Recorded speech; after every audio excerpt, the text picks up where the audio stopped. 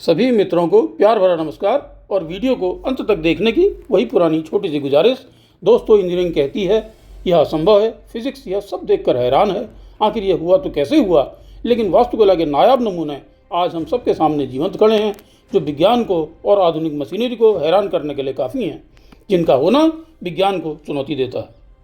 विरासत चैनल में आप सभी का स्वागत है। कृपया चैनल को लाइक करें और सब्सक्राइब करें। मित्रों, 8वीं शताब्दी से अपने सफ़र की शुरुआत करते हैं। आइए चलिए सफ़र शुरू करें।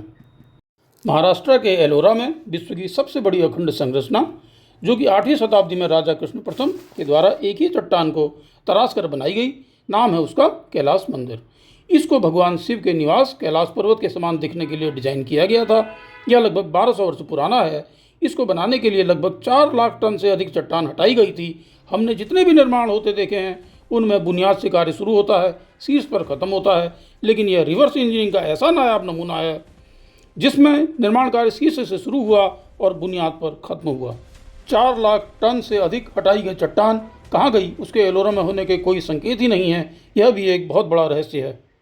इसको बनने में लगभग 25 साल लगे। यदि गणना की जाए तो इस हिसाब से प्रतिदिन 5 टन चट्टान हटाई गई होगी, पर कैसे यह सब संभव हुआ होगा, यह भी विचारणीय है। यदि आधुनिक मशीनें भी इस काम में लगी होती तो भी यह मुमकिन नहीं था। उस समय यह कैसे हुआ होगा, विस्मयकारी है। अगला पड़ाव तमिलनाडु का बृहदेश्वर मंदिर। तमिलनाडु के तंजावुर में लगभग 1000 वर्ष पुराना यह मंदिर, जो कि महादेव को समर्पित है, 11वीं शताब्दी में राजा चोला प्रथम के द्वारा बनाया गया था। वर्ष 1010 में इसका निर्माण पूरा हुआ। यह द्रविडियन आर्किटेक्चर का बेजोड़ नमूना है। मंदिर के प्रवेश द्वार पर नंदी जी की प्रतिमा है, जो कि 25 टन की चट्टान को काटकर बनाई गई है। इसमें 216 फुट ऊंचा टावर है, जो कि बिना सीमेंट के आज भी वैसे ही खड़ा है जैसा कि पूर्व में निर्माण के समय। दिन में इसकी कोई स्पष्ट छाया ही प्रतिबिंबित नहीं होती। यह दुनिया का पहला ऑल ग्रेनाइट मंदिर है। 25 टन की चट्टान को काटना, शीर्ष पर 80 टन का पत्थर पहुंचाना, वह भी बाहरी ढांचे को बगैर नुकसान पहुंचाए, बिना सीमेंट का टावर आज भी पृथ्वी पर खड़े होकर हम सबको सोचने पर विवश कर रहा है कि शायद हमारे पास आज पूर्वजों की छोड़ी गई विरासत में भी किसी चीज़ की कमी है। दोस्तों, इस वीडियो में दिए गए तथ्यों से यदि आप संतुष्ट हैं तो कमेंट करिए, यदि नहीं तो भी कमेंट करिए।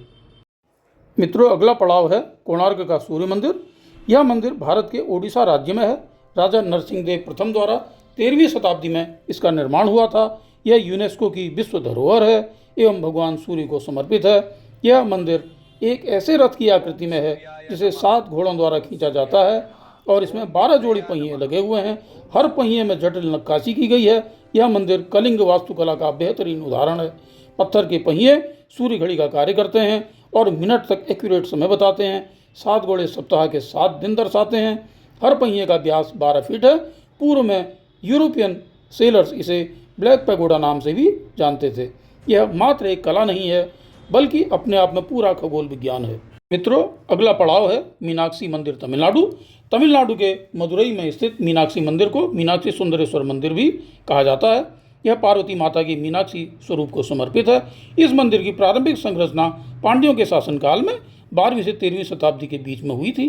विजयनगर साम्राज्य द्वारा 14वीं शताब्दी में इसका पुनर्निर्माण किया गया। 16वीं से 17वीं शताब्दी में इसका विस्तार हुआ। ढांचे से जुड़े साक्ष्य बताते हैं कि इसका निर्माण 6वीं से 7वीं शताब्दी के बीच में हुआ था, लेकिन यह माना जाता है कि यह उससे भी पुराना है। एक मत यह भी है कि इस मंदिर का निर्माण स्वयं भगवान इंद्र के द्वारा किया गया था।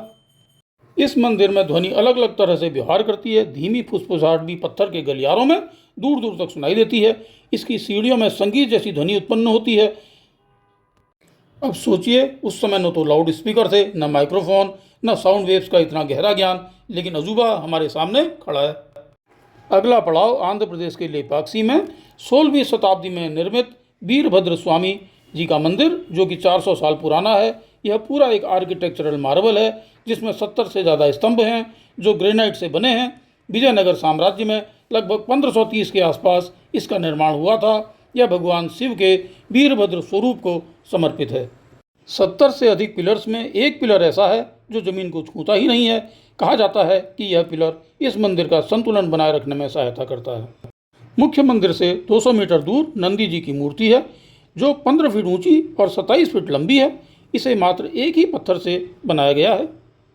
वीडियो में अंत तक बने रहने के लिए धन्यवाद। चैनल को अपना प्रेम दें। आप सभी को प्रेम भरा नमस्कार।